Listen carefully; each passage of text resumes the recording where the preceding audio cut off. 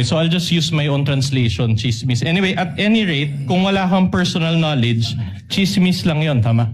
So sa kabila po ng pagtestigo po ninyo ngayong araw, inaamin nyo ba na wala kayong personal na kaalaman sa nangyaring investigation starting November 23, 2024? Malinaw naman po yun at ang korte po ay can take judicial notice of the fact na hindi pa po ako NBI director ng panahon na yun. So you're confirming that you do not have personal knowledge because you were only appointed as NBA director a year later or on February 20, Your Honor, 2026, ask and answer correct? question. No, I haven't even asked that question, Your Honor. Kindly let counsel finish. So again, I will repeat. So the reason for this is that because you became NBI director only a year later or on February 20, 2026, correct? Tama po. All right. Okay.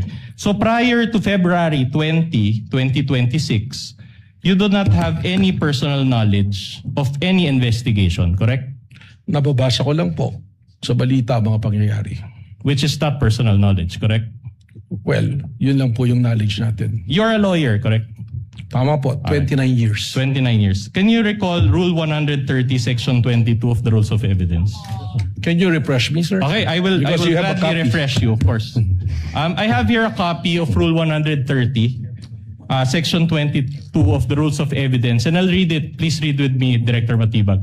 Testimony confined to personal knowledge.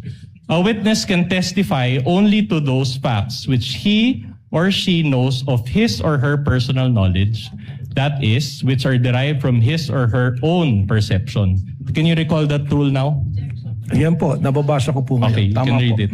All right. So, based on this rule, will you agree with me that a witness can only testify based on his personal knowledge? Your Honor, may I comment to that? These are basic questions, Your Honor. The witness is a lawyer, he is competent enough to answer. Counsel, are you making an objection? This is a comment, Your Honor.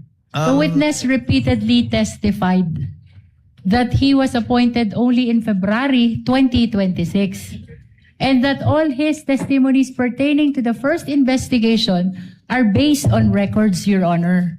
And this is allowed.